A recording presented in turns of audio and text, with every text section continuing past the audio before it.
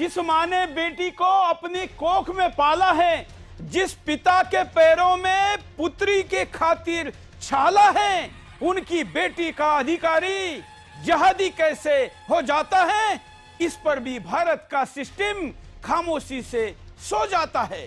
अफसोस ना समझ बेटियां आतंकी को न पहचान रही, जो नहीं सगा वो अपनों का उनको भी अपना मान रही। अब तो तैयारी कर डालो जिहादी के प्रतिकार की, या तो सत्ता का मुंह देखो या शक्ति बनो सरकार की। नमस्कार, मैं हूं सूरज चौहान और आप देख रहे हैं बिंदास बोल। लगातार 11वां दिन है जिहादियों को फांसी दो के नारे के साथ आपके सामने हम लव जिहादियों को 1 माह के अंदर फांसी देने के कानून की मांग करने वाला सीरीज चला रहे हैं। हमने सीरीज शुरू किया उससे लेकर 5वें दिन से प्रतिदिन एक नया राज्य सामने आकर अब तक 5 राज्यों ने अपने राज्य में इस कानून को लाने की बात कही है। हम भारत सरकार को ही इस कानून को लाने की मांग कर रहे हैं। इसी कड़ी में आज का हमारा मुद्दा है, क्या लव जिहाद की शिकार बेटियों की बातें सुनकर हम यहां तक पहुंचे कि अगर माता पिता की सहमति की बात होती तो शायद ये शिकार ही नहीं होती। इसलिए और वैसे भी हिंदुस्तान के सिस्टम पारिवारिक व्यवस्था को देखकर आज का हमारा प्रश्न है, क्या हिंदुस्तान में बेटे और बेटियों के शादी के लिए माता पिता की सहमति आवश्यक है? हम ऐसा क्यों कह रहे हैं? क्योंकि आज हिंदुस्तान में जो कानून है वो ज्यादातर पश्चिम की तरफ देखकर बनाए हुए हैं, या हिंदुस्तान में तर्कों की बात करने वाले लोग भी, पत्रकार हो, राजनेता हो, वो वहां के कानून की दुहाई देकर हिंदुस्तान में कहते हैं कि 18 साल के बाद कोई भी व्यक्ति स्वतंत्र है, उसको जिसके चाहे साथ शादी करने की छूट है। वैसे तो हमारा देश स्वयंवरों का देश है, लेकिन वो स्वयंवर भी माता पिता के साथ सहमति का था। लेकिन आज उन देशों से हम तुलना करें जिन देशों में माता पिता अपने मौज के लिए बच्चे पैदा करते हैं, या करने के बाद भी वहां की सरकारें और समाज उनको संभलता है, पालता है, खर्च करता है। कई देशों में तो बच्चा पैदा होने के दिन से उनको पैसे दिए जाते हैं। उन देशों में बच्चों के अधिकारों की बात और हिंदुस्तान के अधिकारों की बात हम कैसे एक जैसी कर सकते हैं? और इसलिए क्या हिंदुस्तान की माता पिताओं की दखल शादियों में होनी चाहिए? इसको लेकर आज का बिंदास बोल मैं आपके सामने कर रहा हूं। लव जिहाद के इर्द गिर्द यह मुद्दा है, इसलिए लव जिहाद पर भी बात करेंगे। स्क्रीन पर चल रहे नंबरों पर कॉल भी आप कर पाएंगे। मिस कॉल नंबर पर कॉल करके आप अब उन करोड़ लोगों के साथ जुड़ सकते हैं जिन्होंने इसके सख्त कानून की मांग की है। आइए मैं पहले आपको वृंदा करात का वीडियो दिखाता हूं, जिसके बाद मैंने इस मुद्दे को तय किया। देखिए, ऐसे शब्द लव जिहाद हमारे कानून में नहीं है, हमारे संविधान में नहीं है, हमारे भाषा में नहीं है, कहीं नहीं है। केवल उन मनुवादी सोचने वालों की दिमाग और दिल में है, जो किसी भी हालत में एक लड़की की स्वयं अधिकार की मेरा लाइफ पार्टनर कौन होगा, उसको चुनने का जो अधिकार है, उसको वो समाप्त करना चाहते हैं। ये बहुत ही गलत है, ये बेहद गलत है। ये जो हमारे कानून, जो हमारे अधिकार है, जो हमें राइट देता है कि मैं खुद चुनूं कि किसके साथ रहेंगे, किसके साथ शादी करेंगे, किससे प्यार करेंगे, ये लोग कौन होते हैं? वृंदा करात जैसे लोग ही जिम्मेवार है जो हिंदुस्तान के बेटियों को लक्ष्मण रेखा को क्रॉस करने के लिए, पार करने के लिए, रावण के हाथ की शिकार बनने के लिए उस्काते हैं। ऐसे पापी लोग शूर्पणखा से कम नहीं है। ये तो राक्षसनी शूर्पणखा का ही काम कर रही है वृंदा करात जी, लेकिन आपको उत्तर देना पड़ेगा। आज हिंदुस्तान उत्तर देगा। और इसलिए आज का बिंदास बोल की शुरुआत करते मैं स्वागत करता हूं हमारे साथ जो अतिथि हैं उनके पास चलते। हमारे साथ डॉक्टर सुरेंद्र जैन जी है, आपका स्वागत है। आप विश्व हिंदू परिषद के अंतर्राष्ट्रीय महामंत्री संयुक्त हैं। साथ में एडवोकेट अश्विनी उपाध्याय जी है, जिनको हमने कानूनी एंगल के तौर पर आज यहां पर रखा है, जो कि PIL मैन के तौर पर भी जाने जाते हैं। साथ में हिंदुस्तान के करोड़ों माता पिता भगिनियां, और मुझे बड़ी आनंद की अनुभूति हो रही है कि आज 11वें एपिसोड तक आते आते मुझे ऐसे कई लोगों ने फोन किया जो पहले लव जिहाद कहने पर हमको ही मूर्ख या कुछ भी कहने वाले मानते थे। मुझे एक ऐसे बड़े पत्रकार ने भी फोन किया जिसने अब तक लव जिहाद के विरुद्ध लेख लिखे हैं, लेकिन पिछले दिनों उनके बहन के साथ हुई घटना के बाद अब वो कहते हैं कि सुरेश जी मैं आपके साथ हूं। आज 11वां एपिसोड का चर्चा की प्रारंभ करते हैं और डॉक्टर सुरेंद्र जैन जी के पास में चलता हूं। डॉक्टर साहब, आपने देखा कि वृंदा करात ने क्या कहा। हमने ये पाया है कि हिंदुस्तान के लव जिहाद के केसेस में ज्यादातर स्टडी में यह सामने आया कि बच्ची ने अगर मां बाप से बात की होती या उनकी बात मानी होती तो उसके जीवन का नर्क बनते शायद बच सकता था। क्या कहेंगे आप? वृंदा करात जैसी महिला ऐसी परंपरा से आती है जहां पर अपने स्वार्थ के लिए वो देश को भी गिरवी पर रख सकते हैं। उनके लिए देश की बेटियों का स्वाभिमान, उनकी इज्जत कोई अर्थ नहीं रखते। वो हाथरस पहुंचकर सब प्रकार की ड्रामेबाजी कर ले, लेकिन उनके पास निकिता के पास जाने के लिए या एक भी मिनट नहीं है या बोलने के लिए एक भी शब्द नहीं। इसलिए पता नहीं कैसे उनके घर वालों ने उनका नाम वृंदा रख दिया, क्योंकि तुलसी जैसी पवित्रता कोई भी उनकी बातों में दिखाई नहीं देती। वास्तव में जहां तक संविधान का प्रश्न है, क्या संविधान में जमात शब्द का वर्णन है? क्या संविधान में मरकज शब्द का वर्णन है? क्या इनका नंगा नाच अभी देखा नहीं गया? क्या इन पर रोक लगाई नहीं जा रही? वास्तव में क्या है, ये विषय को ना समझना चाहती हैं, उसके ऊपर कारपेट डालकर उसको ढकना चाहती। लव जिहाद एक सिंबॉलिक शब्द है। लव जिहाद पूरी दुनिया त्रस्त है। इसको ब्रिटेन में पाकिस्तानी सेक्स गैंग कहते हैं, वहीं जर्मनी में रोमियो जिहाद भी। कौन कहते हैं कि ये वहां के संविधान में? क्या वहां की सरकार कार्रवाई नहीं कर रही?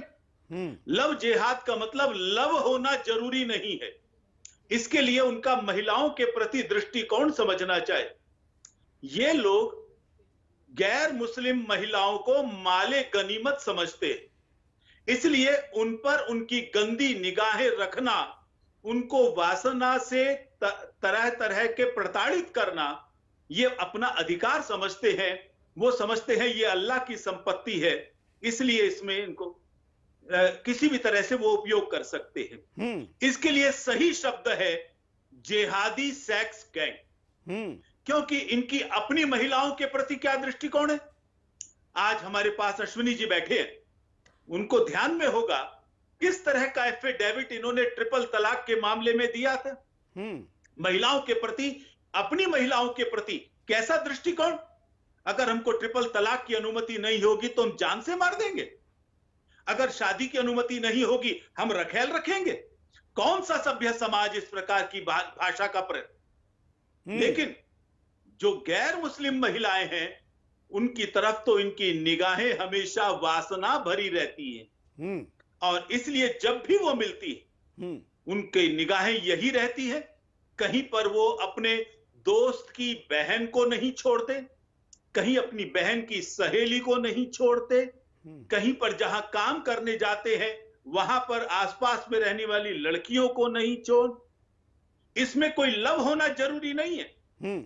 ये वास्तव में लव जिहाद शब्द को डिफाइन करना पड़ेगा, और ऐसा कोई भी अंतर धार्मिक विवाह जो जबरदस्ती, धोखे से या लालच से कर, वो वास्तव में इस इस्लामिक सेक्स गैंग के अंतर्गत आता है। इसको लव जिहाद भी शब्द हमारा नहीं है। उनको ध्यान रखना चाहिए वृंदा को, यह शब्द तो केरल हाई कोर्ट का दिया हुआ शब्द है, भारत में चलन में आ गया, लेकिन इसमें लव का एंगल नहीं आता, क्योंकि लव तो वो किसी से भी नहीं करते। बस एक बात मुझे कहनी है कि वास्तव में माता पिता की विवाह से पूर्व अनुमति लेने में संविधान में कई प्रकार के परिवर्तन करने पड़ सकते, लेकिन हमने इसका एक रास्ता निकाला है। हाँ। और वो रास्ता कई राज्य सरकारों ने स्वीकार भी किया है, और वो ये है कि इनकी शादियां जहां भी इस प्रकार की होती हो, वो स्पेशल मैरिज एक्ट के अंतर्गत होनी चाहिए और 30 दिन का नोटिस मजिस्ट्रेट को दिया है। मजिस्ट्रेट उनके घर वालों से बात करे और मैं समझता हूं उसके बाद ये दौड़ रुक जाएगी। धर्मांतरण को रोकने का तो कई उपाय हमारे पास कुछ प्रदेशों ने अपना लिए हैं, लेकिन मुझे ऐसा लगता है कि जिस प्रकार से तेजी से घटनाएं बढ़ रही हैं, केंद्र सरकार को भी जल्दी पहल कर इस विषय में कानून बनाना चाहिए। बिल्कुल, मैं अश्विनी जी का कानूनी एंगल भी लेता हूं, आपके पास दोबारा आऊंगा। डॉक्टर साहब, अश्विनी जी, क्या कानून क्या कहता है? बधाई आपको, बहुत बहुत धन्यवाद कि जहां पूरे सेकुलर गैंग, लिबरल गैंग आपको झुकाने पे लगी रही, आपको परेशान करने पे लगी रही, आप रुके नहीं, झुके नहीं, आप अपनी उसी ऊर्जा से काम कर रहे हैं। अब मैं आता हूं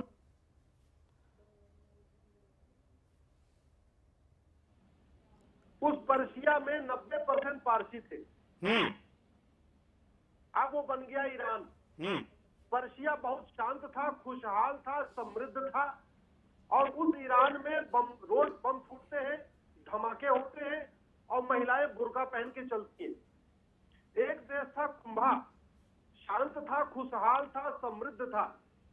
जब से वो काबुल बन गया है, रोज वहां बमबारी होती है, दनादन गोलीबारी होती है। एक देश था गंधार, दुर्योधन का ननिहाल था, धृतराष्ट्र की ससुराल थी, होली दिवाली मनाई जाती थी, कन्या पूजन होता था।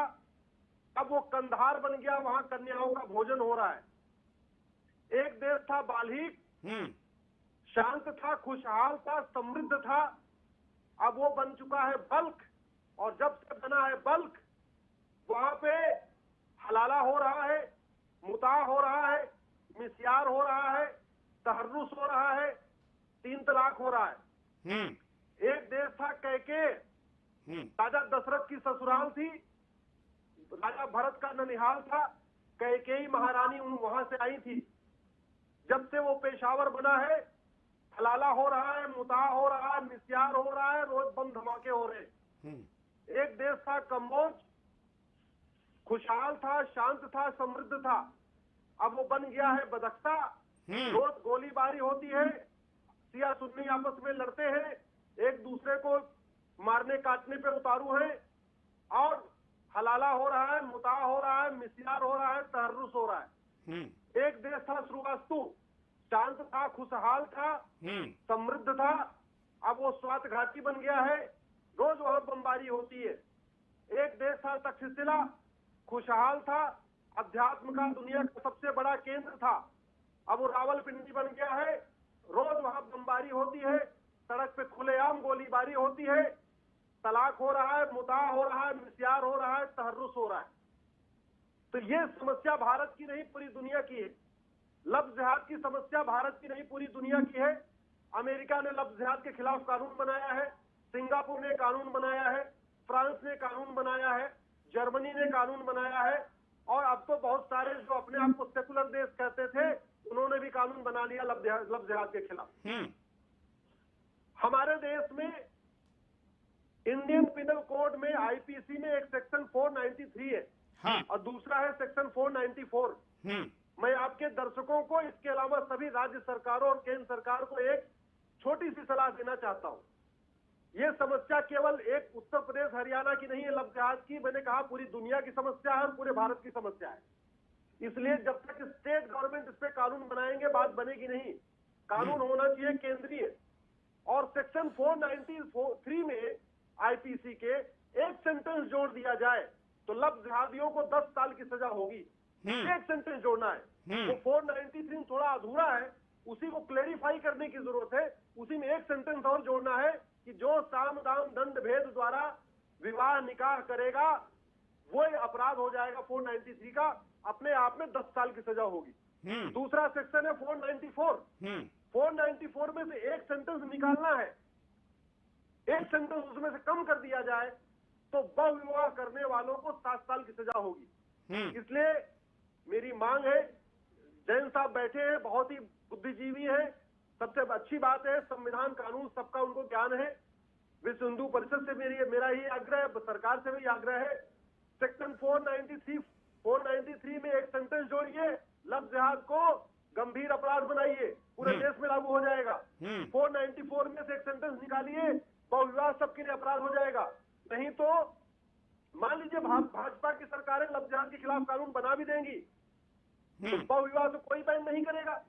सेकुलर सरकारें लव जिहाद के खिलाफ भी नहीं कानून बनाएंगी, न केरल में कानून बनेगा, न बंगाल में बनेगा, न राजस्थान में बनेगा, जहां सेकुलर लिबरल सरकारें हैं। बिल्कुल, और इसलिए इसको राष्ट्रीय स्तर पर करना जरूरी है, और इसलिए हम इसकी मांग राष्ट्रीय स्तर पर भी करें, राज्यों में, इसलिए कि जो राज्य आगे आ रहे हैं, योगी जी ने सबसे पहली घोषणा की, उसका दबाव नेचुरली दूसरे राज्यों पर पड़ा और वहां पर इसका शुभारंभ हुआ, शुरुआत हुई। आज 5 राज्य आ चुके हैं, हालांकि यह संख्या कम है, लेकिन बड़े राज्यों में यह बात आगे आई है, बाकी राज्यों पर भी दबाव बनेगा। लेकिन यह स्थायी समाधान नहीं है, स्थायी समाधान तो और है, क्योंकि सरकार के कानून से सारी बातें होती तो फिर तो राम राज्य ही हो जाता।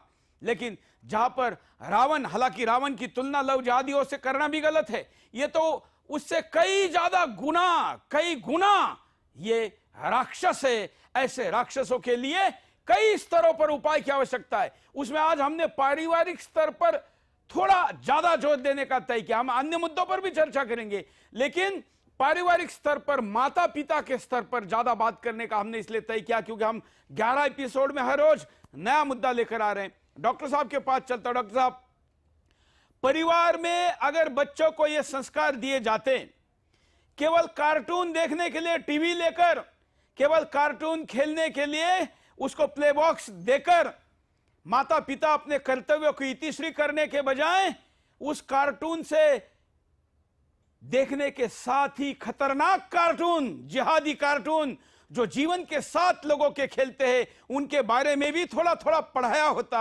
बताया होता, तो शायद बच्चियां इतने आसानी से भाईचारे के भांग के नशे में इनकी शिकार नहीं होती। परिवार के स्तर पर 2 प्रकार के कार्य करने की आवश्यकता है।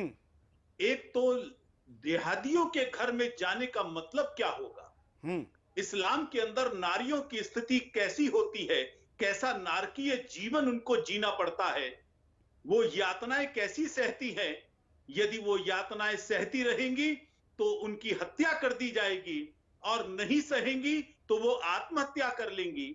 ये सारे के सारे दृश्य इस्लामिक जगत में दिखाई दे रहे हैं। दूसरा, संस्कार देने की जो बात है वो भी बड़ी महत्वपूर्ण है। उन्हें बात बतानी पड़ेगी कि किस प्रकार से उनके लिए फंदे तैयार किए जाते हैं।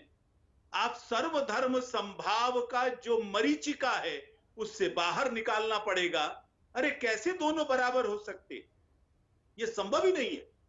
तो इसलिए सभी बराबर हैं, दोस्ती कर ली जाए और दोस्ती में फिर कुछ भी होता रहे। और किस तरीके से वो करते, मैंने स्वयं सुरेश जी देखा है। मैं कुछ दिन पहले मेवात के एक मंदिर में गया, वहां पर 10 मुसलमान खड़े थे, मुस्टंडे, मोटरसाइकिलें, महंगी चेनें ये हाथ में लिए हुए। इतवार का दिन था, मैं अंदर गया मंदिर के, मैंने पूछा ये कौन है, तो उन्होंने कहा ये सारे मुसलमान हैं जो लड़कियां छेड़ने और पटाने आते हैं, वहां टारगेट फिक्स करते। और इसलिए जैसे ही मुझे ध्यान में आया, मैंने तुरंत अपने कार्यकर्ताओं को बाहर भेजा।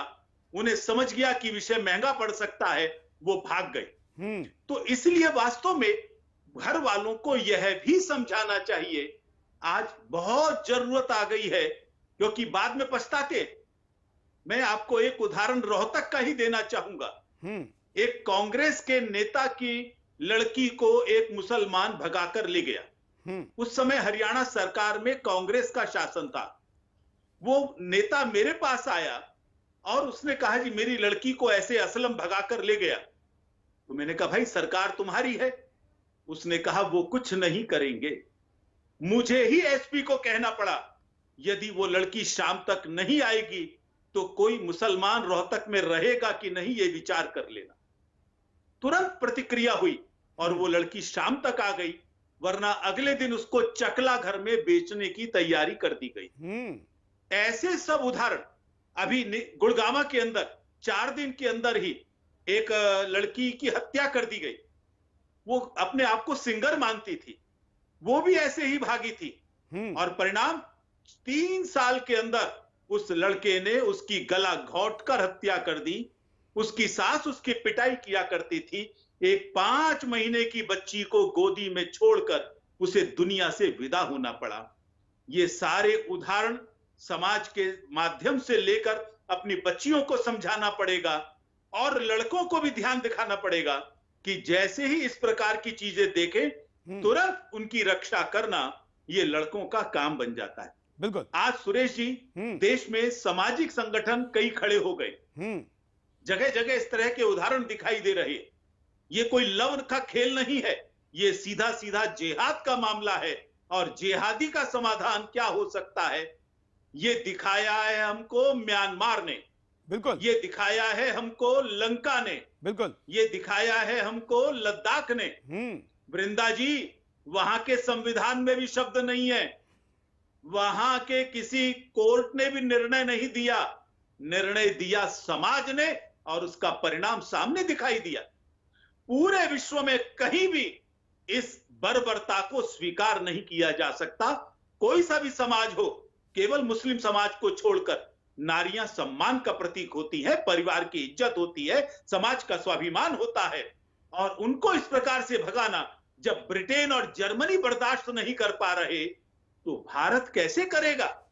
इसलिए मैं समझता हूं वृंदा जैसों को समझ में आना चाहिए, ये राष्ट्रीय सुरक्षा के लिए, जनसंख्या के संतुलन के लिए सांस्कृतिक आक्रमण भी है ये, और ये आतंकवाद का एक स्वरूप भी है। बिल्कुल डॉक्टर साहब, पूरे दुनिया भर में इसका पैटर्न एक जैसा है। हम किसी भी देश की लव जिहाद की शिकार, भले वहां पर उसको रोमियो जिहाद कहा जाए या कुछ भी कहा जाए, लेकिन किसी भी देश के शिकार की अगर हम पूरी स्टोरी सुनेंगे तो उसमें पैटर्न एक जैसा है।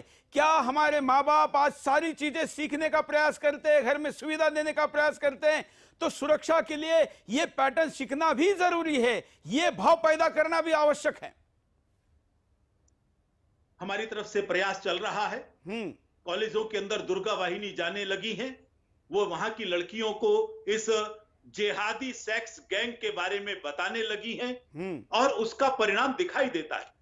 बंगाल जैसे प्रदेश के अंदर भी बजरंग दल और दुर्गा वाहिनी के द्वारा पुस्तकों के स्टॉल लगाए गए, पुस्तक मेले में मुफ्त के अंदर ये किताबें बांटी गई और कॉलेजेस के अंदर, स्कूलों के अंदर बच्चे सेमिनार भी ले रहे हैं। आपको जानकर आश्चर्य होगा, कुछ दिन पहले मुझे बेंगलोर बुलाया गया, जैन युवा सम्मेलन था और वहां पर साध्वियां बैठी थी। मुझे बोलने के लिए विषय दिया लव जिहाद, यानी दक्षिण भारत का जैन समाज भी इनसे त्रस्त है। मैं ध्यान दिलाना चाहूंगा आपके माध्यम से, चाहे वो सिख हो, चाहे वो जैन हो, चाहे वो बौद्ध हो, चाहे वो ईसाई हो, वो बस गैर मुस्लिम होना चाहिए। हर लड़की इनके निशाने पर आती है। CAA का कुछ सिख संगठनों ने साथ दिया, लेकिन वो तब क्या हो गया जब करतारपुर साहब या हमारे पाकिस्तान के कई ग्रंथियों की लड़कियों को मुसलमान भगा कर ले गए। ना छोटी बच्ची देखते 10 साल की और ना वृद्ध महिला देखते 70 साल की। इनको केवल वासना की पूर्ति करनी है। अभी जो मेवात में हुआ, जहां बकरियां सुरक्षित नहीं डॉक्टर साहब, वहां पर महिलाओं की आयु क्या मामला है। हाँ बिल्कुल, इसीलिए 12 साल की लड़की मेवात के अंदर 5 मुस्टंडो गुंडों ने उनके साथ बलात्कार किया। आज तक उस लड़की को न्याय नहीं मिला है। तो इस तरह के ये उदाहरण भी देखने को मिल रहे हैं। मुझे लगता है सबको सजग होने की जरूरत है और एक कॉम्प्रिहेंसिव प्लानिंग पूरे देश की सरकारों को, केंद्र सरकार को, हमारे जैसे संगठनों को और अश्विनी जी जैसे प्रबुद्ध लोगों को मिलकर बनानी होगी और हम लोग इस दिशा में काम भी कर रहे हैं। एक मैं निवेदन और करना चाहूंगा। बताइए। ये वास्तव में जो लव जिहाद है, ये बहुत ही विभत्स तरीका है धर्मांतरण का, और ये बात केरल हाई कोर्ट ने भी कही। इसलिए जो उपाय अश्विनी जी ने बताए हैं वो तो महत्वपूर्ण है ही, लेकिन धर्मांतरण पर रोक लगाकर उसमें ऐसे प्रावधान डाले जा सकते हैं जो उत्तराखंड ने और हिमाचल ने डाले हैं, जिसके माध्यम से लव जिहाद पर भी रोक लगेगी, धर्मांतरण पर भी रोक लगेगी और इन लोगों को सजा, सख्त सजा देने का प्रावधान भी मिले। बिल्कुल, इसकी आवश्यकता है। मैं साथ साथ में दर्शकों को बता दूं कि 11वां एपिसोड चल रहा है हमारे। तो अब तक 100 से ज्यादा कार्यक्रम हमने लव जिहाद के ऊपर किए हैं। आज हम आपके सामने एक घोषणा कर रहे हैं जिसका जिक्र मैंने कल किया था, लेकिन आज मैं घोषणा कर रहा हूं। सुदर्शन चैनल देश के सारे राज्यों में लव जिहाद पीड़िता जो अपनी पीड़ा दूसरी लड़की को बताकर जगाने का काम कर सकती है, ऐसे पीड़िताओं को लेकर लव जिहाद के प्रति जागरूक करने का एक महाअभियान शुरू कर रही है और उनको वॉलंटियर के तौर पर रिक्रूट करके उनको प्रति माह मानधन देने की स्थायी व्यवस्था भी निर्माण कर रही है। सारे राज्यों में सारी भाषाओं में चलने वाला पोर्टल का भी अगले 2-3 दिनों में हम इसका प्रारंभ करेंगे। लेकिन जो पीड़िता है वो अब सामने आने लगी है, तो और ज्यादा सामने आइए, हिम्मत के साथ। आपके साथ जो हुआ वो उन लड़कियों को बताइए जिनके माता पिता के सेकुलरिज्म के सॉन्ग ने उसके मन में आज भी भाईचारे का भांग की नशा है, और इसलिए ऐसी लड़कियां हमारे सामने आए, ऐसे लोगों को कोऑर्डिनेट करने वाले वॉलंटियर सामने आए, और यह सब कुछ करने के लिए विभिन्न भाषाओं के डॉक्यूमेंट्री का प्रोजेक्ट भी हम शुरू करें। आपके सामने यहां पर जो नंबर चल रहा है, यहां पर मिस कॉल आप दे सकते हैं। मिस कॉल से समर्थन देने के लिए 920-920-4204 ये नंबर है। और साथ में ये राष्ट्र निर्माण ट्रस्ट के द्वारा ये कैंपेन चलाया जाएगा, जिसको आर्थिक सहयोग देने के लिए आपको यहां पर क्यूआर कोड है, आपके मोबाइल से आप क्यूआर कोड के द्वारा भी उसको सीधे पेमेंट ट्रांसफर कर सकते हैं, या फिर अकाउंट का नंबर भी यहां दिया है, पेटीएम का दिया है, फोन पे का दिया है। इस अभियान में जो तन से वो तन से, जो मन से वो मन से, जो धन से जुड़ सकता है, जैसे भी आप जुड़ सकते हैं, जुड़ने की आवश्यकता है। लेकिन इस महाअभियान के द्वारा इस देश में जो तमाम जिहादी आपके बहन बेटी के ऊपर बुरी नजर रख के उसको शिकार बनाने के लिए ताक पर रखे हैं, उनको रोकने के लिए लॉबिंग करना, कानून बनाना, माहौल बनाना, मीडिया के कुछ भ्रमित लोगों को उसकी सच्चाई समझाना, तमाम प्रकार के कार्य करने के लिए यहां पर एक बड़ी टीम काम कर रही है। मैं अश्विनी जी के पास चलता हूं। अश्विनी जी, कानून के ही दृष्टिकोण से, अभी जैसे डॉक्टर साहब ने कहा कि श्रीलंका में तो कोई कानून नहीं था, म्यांमार में कोई कानून नहीं था, वहां पर तो महान विराट योद्धा उतरे और उन्होंने उस देश से हत्यारों को भगा दिया। ऐसे और भी मैं कई देशों के नाम ले सकता हूं कि आकार में तो बहुत छोटे हैं लेकिन हिम्मत बहुत बड़ी। हिंदुस्तान तो आकार में बहुत बड़ा है लेकिन एकदम हिम्मत में कमजोर। क्या किया जाए? सुरेश जी, पहली बात तो मैं इस देश के सेकुलर लिबरल शुतुरमुर्गों को बताना चाहूंगा, मात्र 100 साल में गंधार कंधार बना था। कुछ घुसपैठिए गए, कुछ जिहादी गए, 100 साल में उन्होंने गंधार को कंधार बना दिया। मात्र चंद घुसपैठिए और जिहादी गए, 100 साल में उन्होंने कुंभा को काबुल बना दिया। चंद घुसपैठिए उन्होंने 100 साल में पर्शिया को ईरान बना दिया। चंद घुसपैठिए जिहादी गए, बालहित को उन्होंने 100 साल में बल्ख बना दिया। चंद घुसपैठियों ने कैके को पेशावर बना दिया। चंद घुसपैठिए गए, कंबोज को बदख्शा बना दिया 100 साल में। कुछ चंद जिहादी गए थे, उन्होंने 100 साल में श्रीवास्तु को स्वाद घाटी बना दिया। और चंद घुसपैठिए गए, उन्होंने तक्षशिला को 100 साल में रावलपिंडी बना दिया गया। और भारत में भी 9 राज्यों में हिंदू अल्पसंख्यक हो चुके हैं। और मैं पूरे जिम्मेदारी के साथ कहता हूं, मैं 100 से ज्यादा PIL फाइल कर चुका हूं और देश में कोई ऐसा राज्य नहीं मैंने जहां नहीं घूमा है। लगभग आधे डिस्ट्रिक्ट भी मैंने कवर कर लिए हैं।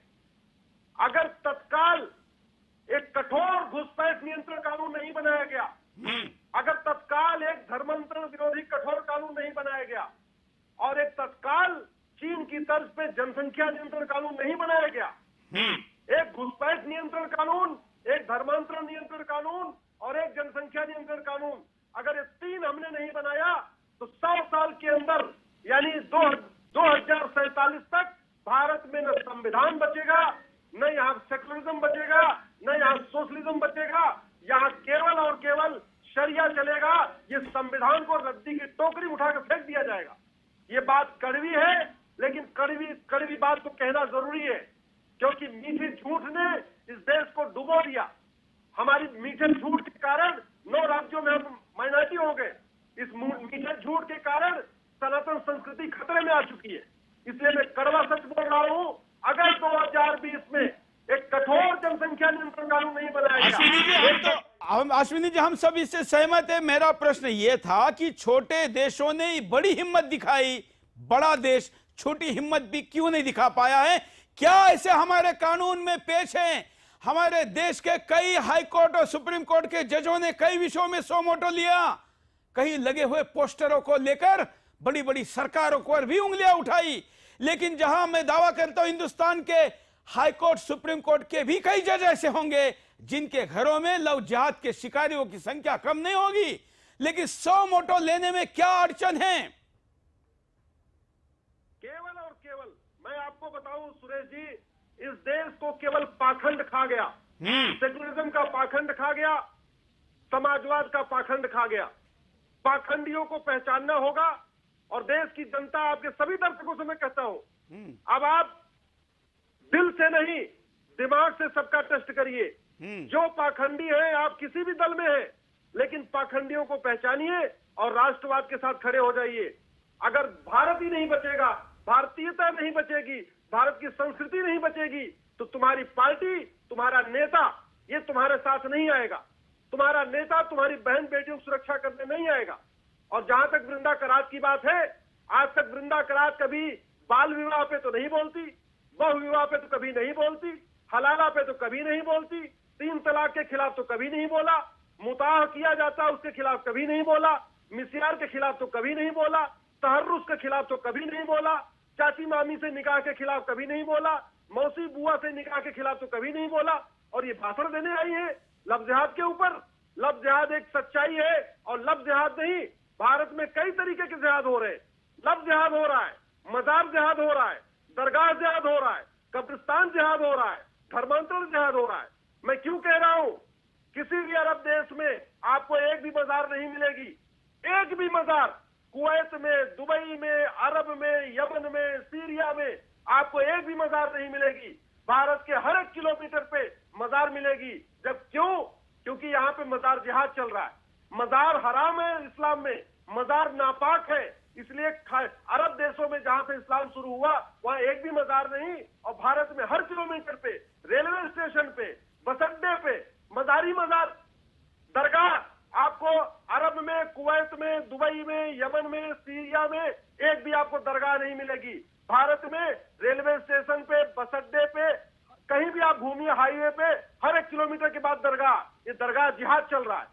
इसी तरीके पक्का कब्रिस्तान अरब में, दुबई में। बिल्कुल, हम इन मुद्दों पर अलग से शो करेंगे। आपको तो पता है कि सुदर्शन ने अब तक 44 प्रकार के जिहादों की सूची बनाकर शो की है।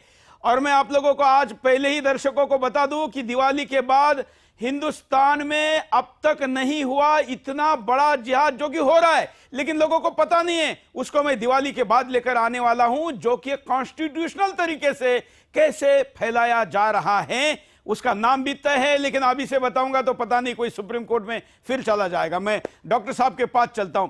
डॉक्टर साहब, मैं इसी प्रश्न को जो अभी पूछा गया था आपके पास, क्योंकि आप एक सबसे बड़े सांस्कृतिक संगठन के प्रमुख लोगों में से है, आपको यह प्रश्न है। जो मैंने कहा कि छोटे देशों ने बड़ी हिम्मत दिखाई, लेकिन हम ये देखते हैं कि वहां के सरकारों ने हिम्मत पहले नहीं दिखाई।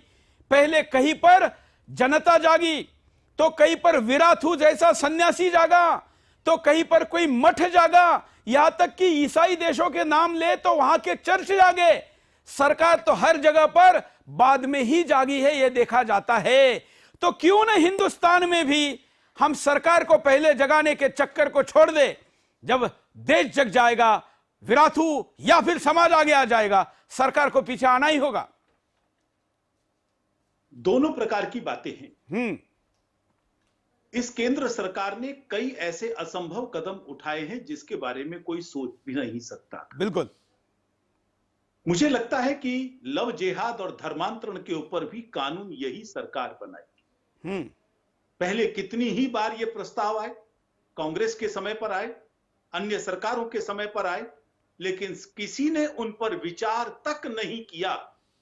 दुर्भाग्य से शायद भाजपा में भी कुछ लोग सेकुलर वायरस से ग्रस्त हैं, और इसलिए जब हमने सभी मुख्यमंत्रियों से चर्चा की और उनसे कहा कि हमारे पास कानूनविदों की टोली है जो इस विषय पर काम कर रहे हैं, कंक्रीट सजेशंस है उनके पास, आपको सजेशंस चाहिए हम आपको सुझाव देंगे, अन्य प्रकार की कोई सहायता चाहिए वो देंगे, लेकिन आप आगे बढ़िए तो सही।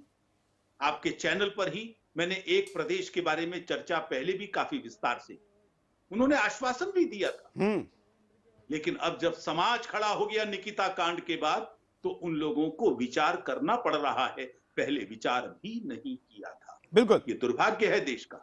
और इसलिए समाज जब आगे चलेगा, सरकार किसी की भी होगी, उसे वो बात माननी पड़ेगी। कांग्रेस ने ही तो मानी थी बात जब मध्य प्रदेश में कानून बना, उड़ीसा में भी कांग्रेस नहीं मानी थी, कुछ राज्यों में भाजपा सरकारें कानून लेकर आई हैं।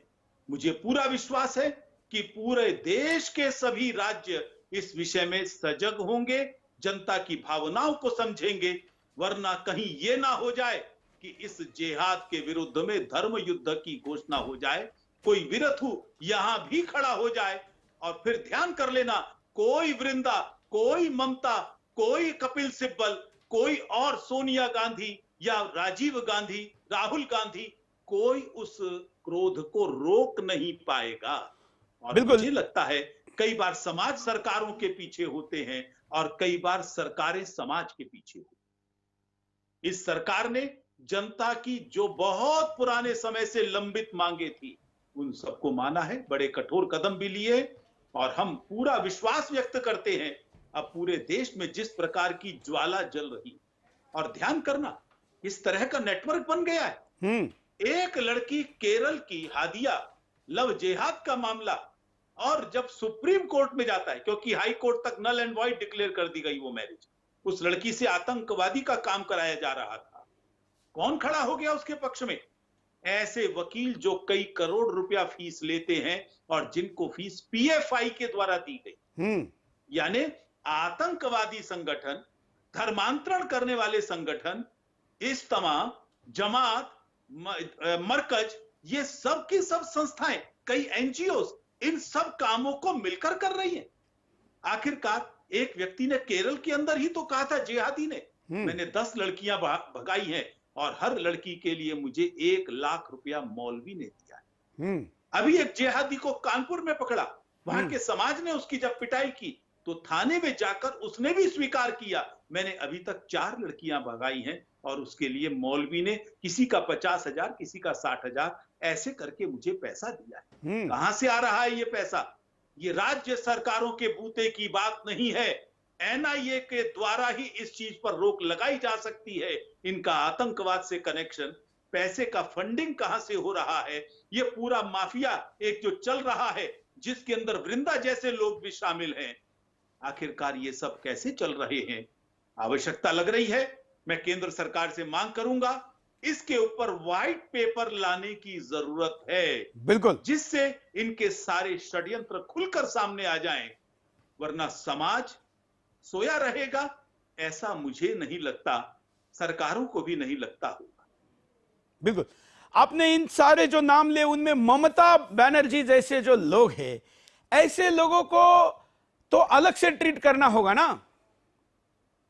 समाज करेगा उनको, और समाज ने ताकत दिखा दी है। जब रामनवमी के ऊपर 30 लाख हिंदू सड़कों पर निकला था, तो हनुमान जयंती के ऊपर इसी ममता ने बधाई का ट्वीट जिंदगी में पहली बार मेरा कार्यक्रम था कलकत्ता में हनुमान जयंती पर बहुत बड़ा। सबने कहा कि आपको गिरफ्तार कर लेंगे। मैंने कहा मैं चाहता हूं मुझे गिरफ्तार करे बंगाल के अंदर, परिणाम क्या होगा वो ममता भी देखेगी और बाकी लोग भी देखेंगे। बिल्कुल, गिरफ्तार नहीं किया, बधाइयां दी जा रही थी, तो समझ में आ रहा है जब जन दबाव पड़ेगा तो ममता जैसों को भी पाला बदलने में देर नहीं लगेगी। बिल्कुल, हमारे साथ मधु सिंह जी है, सामाजिक कार्यकर्ता है। आज हमने तय किया था कि किसी माता परिवार के प्रतिनिधि के तौर पर सामाजिक क्षेत्र में काम करने वाली महिला को भी हम कुछ समय के लिए हमारे साथ जोड़ेंगे। मधु जी हमारे साथ है।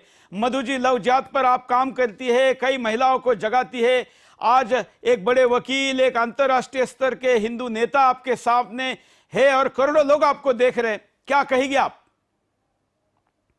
सबको मेरा नमस्कार।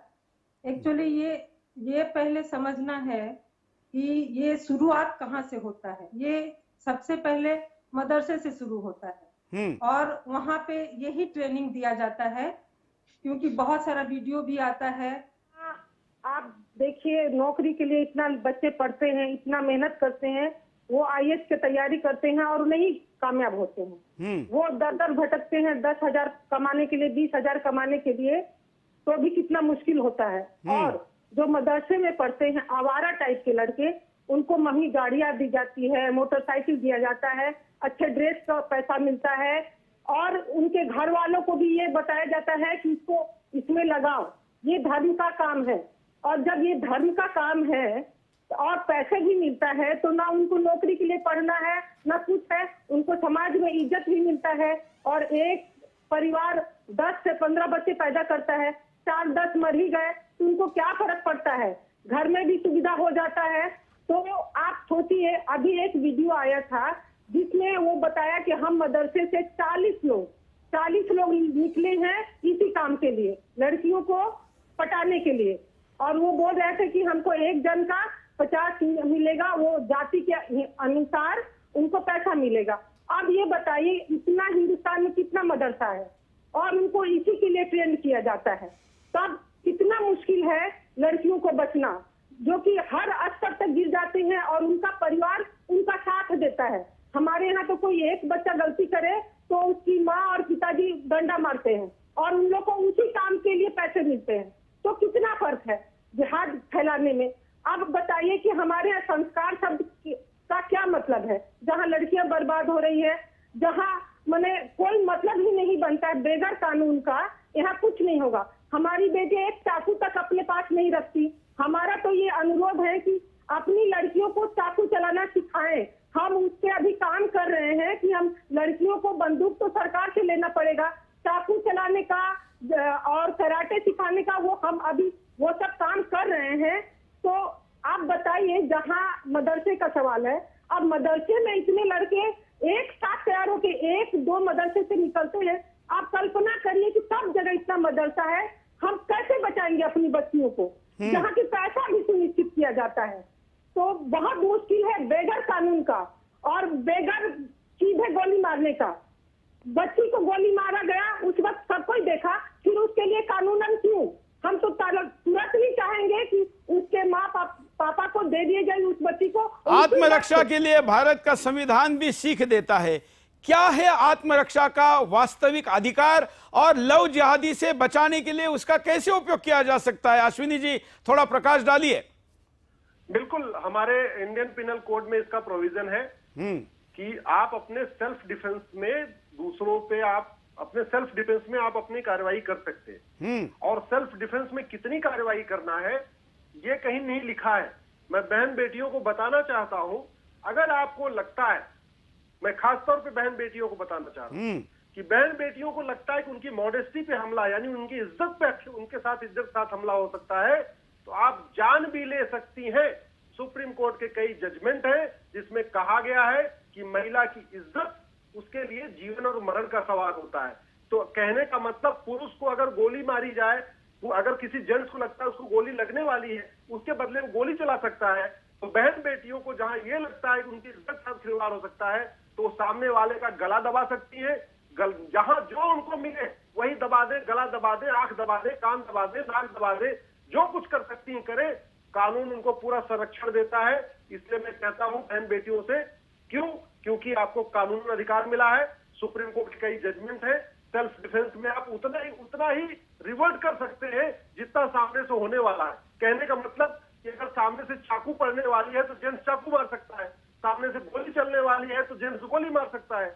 और जब सुप्रीम कोर्ट कह रहा है कि इज्जत महिला के लिए, इज्जत उसके लिए जीवन मरण का सवाल है, तो कहने का मतलब किसी लफ्ज जिहादी का अगर आप गला भी दबा देती हैं तो कोई दिक्कत नहीं होने वाली है, अगर आपको लगता है कि लफ्ज जिहादी आपकी इज्जत साथ खिलवाड़ कर सकता है तो। बिल्कुल। मैं डॉक्टर साहब के पास जाऊंगा, लगातार दो प्रश्न लूंगा। अब हम परिवार की बात करें, एक तरफ तो हमने हिंदू परिवारों की बात की, हम मुस्लिम परिवार की तरफ चलते हैं। डॉक्टर साहब, मैंने जितनी पीड़िताओं से बात की उसमें एक बात कॉमन थी, 100% कॉमन थी, कोई मतलब उसमें 0.1% भी फर्क नहीं था। वो ये था कि मुसलमान लड़के के परिवार वाले उसके साथ पूर्णतः खड़े रहते हैं, षड्यंत्र में शामिल होते हैं। ये बात कैसी देखते हैं? परिवार वाले 100% साथ में खड़े होते हैं, उनकी सहमति से, उनके सहयोग से ये काम होता है। और इसीलिए वो इसको अल्लाह का सकून का काम देखते हैं कि हमने, उनका कारण बड़ा स्पष्ट है, वो किसी भी लड़की को, चाहे मुसलमान हो चाहे हिंदू हो, केवल बच्चा पैदा करने की फैक्ट्री और अपना सेक्स टारगेट केवल इस दो रूप के अंदर ही देखते हैं। और इसलिए अगर हिंदुओं की एक लड़की को भगाकर वो अपने घर पर ले आए तो उन्होंने अल्लाह का बहुत बड़ा काम कर दिया, बहुत बड़ा जिहाद कर दिया। इसलिए केवल परिवार नहीं, केवल मदरसा नहीं, केवल उनके शैक्षणिक संस्थान नहीं, उनके नेता जो टीवी डिबेट्स में आकर तरह तरह की हल्की फुल्की बातें करके लोगों को बरगलाने की कोशिश करते हैं, और भारत का सेकुलर माफिया, ये सब इनके साथ खड़ा होता है। मैं सुरेश जी, आपके माध्यम से एक जजमेंट, एक कोर्ट ने कुछ सवाल पूछे थे लव जिहाद के मामले में, वो समाज के सामने रखना चाहूंगा। बिल्कुल बिल्कुल। उन्होंने पहला सवाल ये पूछा, क्या कारण है कि केवल गैर मुस्लिम लड़की ही धर्मांतरण करती है? यदि ये लव है तो कोई मुसलमान लड़का, आमिर खान या कोई और खान, क्यों इन्होंने अपना धर्मांतरण नहीं किया? क्यों करीना कपूर ही धर्मांतरण करती है? इसका मतलब साफ दिखाई देता है, यदि लव होता तो वो धर्मांतरण करते हुए दिखाई देते, केवल लड़कियां करती हैं। नंबर दूसरा सवाल कि वो लड़कियां शादी, कथित निकाह के बाद अधिकांश लड़कियां गायब क्यों हो जाती? ये बड़ा महत्वपूर्ण सवाल है। मेवात के अंदर अभी एक लड़की गायब की गई, पुलिस के लोगों को लेकर लड़की के घर वाले उस लड़के के घर पर जाते हैं और लड़के के घर वाले कहते हैं, आया तो था एक लड़की को लेकर, कहां गया हमको नहीं मालूम, और थोड़े दिन के अंदर वो लड़की गायब हो जाती। या तो वेश्यालय में धकेल दी जाएगी, या उसको सौदेबाजी करके बेच दिया जाएगा, या कहीं और निकाह कर दिया जाएगा, या उसकी हत्या कर दी जाएगी जब लगेगा कि मामला कहीं उल्टा पड़ रहा है। बिल्कुल। तो ये बड़े जायज प्रश्न थे जो कोर्ट ने पूछे और जिसका जवाब आज तक किसी के पास नहीं है। मैं समझता हूं इससे ध्यान में आता है कि इसकी विभीषिका कितनी भयंकर है। क्यों बेवकूफ बनती हैं लड़कियां इनके चक्रों में पड़कर। ये बड़े बड़े नाम वाले भी जब केवल लड़की का ही धर्मांतरण करते, क्यों भूल जाते हो अजरुद्दीन को? कहां गई वो लड़की संगीता बिजलानी? तीसरी शादी कर ली। अरे मन भर गया, शादी करने में छोड़कर दूसरी शादी करने में देर नहीं लगाते। और ये पढ़ी लिखी तथा कथित लड़कियां, चाहे फिल्मी लाइन से आ रही हो चाहे कहीं से आ रही हो, इनमें इतनी तमीज नहीं है, किसी और लड़की का घर बर्बाद करके ये अपनी वासना की पूर्ति कर रही है। मैं थोड़े कठोर शब्दों का प्रयोग कर रहा हूं, आवश्यक है, लेकिन क्या अमृता सिंह की दुर्दशा उनको समझ में नहीं आई जो इस प्रकार की हरकत करीना ने कर डाली? ऐसे और सारे उदाहरण दिखाई देते हैं। इसलिए आज एजुकेशन की भी जरूरत है और सभी एंगल्स पर इनको समझाने की जरूरत है। जिनको जो भाषा समझ में आती हो उस भाषा से समझाने की जरूरत है। लड़कियों के लिए मैं स्वयं शिक्षा जगत से जुड़ा रहा हूं, इसलिए हमने उस कॉलेज के अंदर पूरा प्रयास किया था कि लड़कियां मार्शल आर्ट सीखें। पुलिस कब आएगी पता नहीं, बजरंग दल कब आएगा पता नहीं, समाज का व्यक्ति कब आएगा पता नहीं, लेकिन मार्शल आर्ट सीखना बहुत जरूरी है। आज केवल इन लव जिहादियों से नहीं, इन कठमुल्लों से नहीं, बल्कि अपने आप को जो वासना से भरे हुए दरिंदे समाज में घूमते हुए दिखाई देते हैं, बलात्कार करते हैं, उनसे भी अपने आप को बचाने की जरूरत है। इसलिए मेरा आपके माध्यम से हर बच्ची से अपील है, हर महिला से अपील है कि वो मार्शल आर्ट सीखें, अपनी रक्षा स्वयं करें, पुलिस वाले का इंतजार करने की जरूरत ना पड़े। जब तक पुलिस आएगी, निकिता को तो थाने के सामने ही गोली मार दी थी ना। बिल्कुल। बेशक अपनी पीठ थपथपाते हैं कि हमने 12 घंटे में गिरफ्तार कर लिया था। उस समय क्या कर रहे थे, जबकि लड़की के जीवन पर पहले से थ्रेट थी, ये ध्यान में आता है। बिल्कुल। तो बेशक वो सारे पक्षों को इन्वेस्टिगेट कर रहे हैं, लेकिन निकिता तो वापस नहीं आएगी। बिल्कुल। हाँ, ये जरूर कर सकते हैं और निकिताओं की हत्या ना हो। ये जिम्मेदारी भारत की सभी राज्य सरकारों और केंद्र सरकार की। एक महत्वपूर्ण सवाल डॉक्टर साहब, अगर हम ये देखते हैं कि जिस प्रकार से इस पूरे प्रकरण को डील किया जाता है, हम कॉलेजों में जाकर अगर प्रशिक्षणों की बात करें, अवेयर करते हैं, वो उनको लगता है कि ये बात करेंगे तो उनके ऊपर कोई आरएसएस बीजेपी का होने का धब्बा लगेगा, ठप्पा लगेगा, और इससे वो कतराते हैं। गाजियाबाद के एक बड़े कॉलेज वाले ने हमारे टीम को कभी वहां पर लव जिहाद पे कार्यक्रम नहीं करने दिया। उनकी सगी पोती लव जिहाद का शिकार होने के बाद उनका आवाज उठाने के लिए केवल सुदर्शन ही वहां पहुंचा था। ऐसे कॉलेज वालों को, जो आजकल बड़े बड़े मठाधीश बनकर बड़े पैसों के साथ बड़ी बिल्डिंगें बनाते हैं, उनका दिल इतना छोटा है धर्म रक्षा के लिए, उनके लिए आप क्या कहेंगे? ये सब कबूतर की तरह से हैं। सामने वाला खतरा बिल्ली दिखाई दे रही है, आंखें बंद कर लेंगे और सोचेंगे कि हमको बिल्ली नहीं दिखाई दे रही। जब निकिता की हत्या हो गई, जब वो सर कटी लाश मिलती है, जब अंजना तिवारी अपने आप को आत्मदाह करके समाप्त कर लेती है, तो क्या ये नंबर किसी और हिंदू लड़की का नहीं आ सकता? क्या उसको बचाने की जिम्मेदारी हमारी नहीं है? घर में आग लगने के बाद ही आग बुझाओगे, क्या बचेगा फिर आपके हाथ में? बिल्कुल। जहां कमजोरी लगती है आप कृपया संपर्क करें। बजरंग दल के लोग, विश्व हिंदू परिषद के लोग, अन्य कई संस्थाएं तैयार बैठी हैं, और सुरेश जी तो हेल्पलाइन नंबर भी जारी करने जा रहे हैं। बिल्कुल। तो इसलिए मैं समझता हूं समाज का एक बड़ा वर्ग तैयार बैठा है। जितने भी शिक्षण संस्थान चलाने वाले प्रिंसिपल्स हैं, उनकी मैनेजमेंट के लोग हैं, मेरी उन सब से भी हाथ जोड़कर अपील है, वो बच्चियां आपकी अपनी बच्चियां हैं। बिल्कुल। उनकी इज्जत को बचाने की जिम्मेदारी आपकी जिम्मेदारी है, केवल घर वालों की नहीं। आपने भी उनको एक अच्छा सशक्त नागरिक इस रूप में बनाकर तैयार करना है। क्यों नहीं कॉलेज के अंदर, स्कूल के अंदर आप मार्शल आर्ट की ट्रेनिंग दे सकते। हर राज्य सरकार के पास प्रावधान रहता है, उनको कोचेस मिलते हैं महिला, और आप उन सबको करिए। कहीं जरूरत पड़ती है, हम आपको मार्शल आर्ट की एक्सपर्ट्स प्रोवाइड करेंगे, लेकिन हर कॉलेज और स्कूल के अंदर मार्शल आर्ट सिखाई जाए। बच्चों को अपनी इज्जत कैसे बचानी, अपने आप को कैसे बचाना है, इन जिहादियों के चंगुल से कैसे सुरक्षित रखना है, इन सबको ट्रेनिंग देने का समय आ गया है। और लिटरेचर भी, हमने भी लाखों पुस्तकें बांटी हैं, कई और संगठन भी बांट रहे हैं। बिल्कुल। इनकी विभीषिका को बताने के लिए तमाम साहित्य पूरे विश्व में फैला हुआ है। इन पर विश्वास नहीं किया जा सकता। आखिर वही व्यक्ति मारा गया फ्रांस के अंदर जिसने शरणार्थियों का स्वागत किया। बिल्कुल, इसलिए पहला नंबर इन्हीं को लगता है, इन्हीं सेकुलरों का लगता है। और ये गलती मत करना, इटली ने गलती की थी हगे चाइनीज करके, फ्रांस ने गलती की थी हगे शरणार्थी करके, और परिणाम क्या हुआ वो देख रहे हैं। ये गलतियां आप मत दोहराइए, पहले बहुत कर चुके हैं। बच्चियों को बचाइए, देश को भी बचाइए।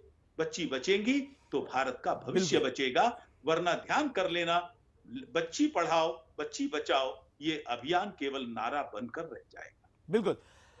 मधु जी, 10 सेकंड में भारत की माताओं को आपका क्या संदेश है? उनको बहुत ज्यादा लड़कियों को क्रूर बनना पड़ेगा, क्योंकि जो नहीं, बेटियों को समझाओ कि बस हर हाल में किसी भी लड़के से ये ना सोचो कि ये हिंदू है, क्योंकि पता ही नहीं है, किसी हाल में किसी से संपर्क ना करें। और इसलिए तो हम कह रहे हैं कि माँ बाप की इन्वॉल्वमेंट रखिए, तो ये बाकी की चीजें करने की बात ही नहीं आएगी। पहली दहलीज ही जब हम क्रॉस करते तो वहीं पर गलती होती है। समय की कमी है, लेकिन हमने विदाउट ब्रेक लगातार इस मुद्दे को उठाया।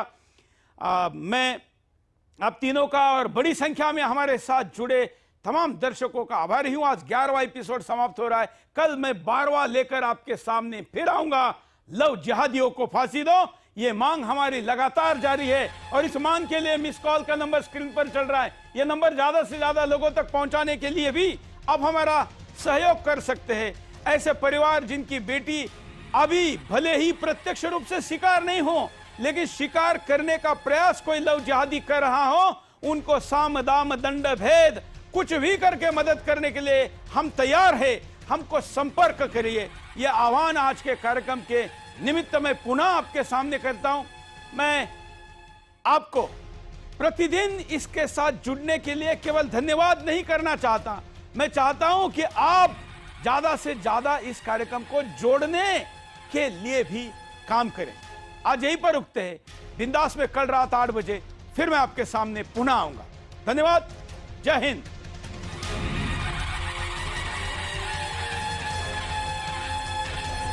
शब्द लव जिहाद हमारे कानून में नहीं है, हमारे संविधान में नहीं है, हमारे भाषा में नहीं है। हमको जाने दो प्लीज, हमको छोड़ दो, हमको जाने दो।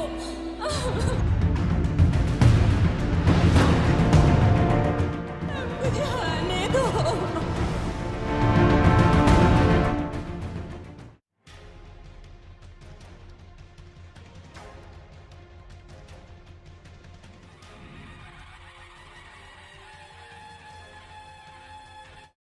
सच्ची सहेली, सच्ची सहेली, सच्ची सहेली।